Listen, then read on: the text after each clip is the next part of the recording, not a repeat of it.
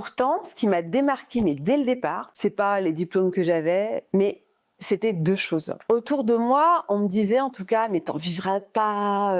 Puis il y en a d'autres qui se moquaient aussi de moi, l'énergétique, le ressenti, qu'est-ce que c'est que ces trucs, ça n'a aucune valeur, ça n'a aucun sens. Pourtant, ce qui m'a démarqué, mais dès le départ, c'était deux choses. J'avais une manière différente d'accompagner. J'ai toujours aimé mettre les gens au centre de leur évolution en leur faisant ressentir dans leur corps ce que les blocages entraînaient.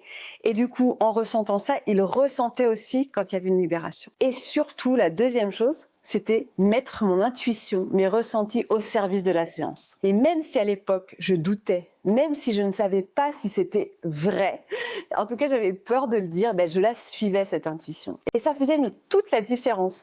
Parce que mes clients, ils me disaient « Oh là là, mais t'as mis le doigt pile là où ça coince. » Et je sens que c'était le nœud que je voyais pas depuis des années.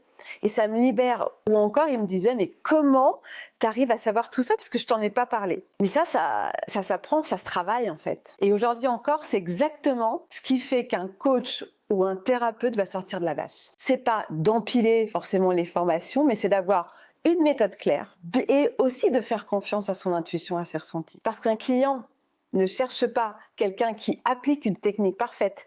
Il cherche quelqu'un qui se connecte vraiment à lui et qui l'aide à avancer. Et ça, mais c'est ce qui va vraiment rendre l'accompagnant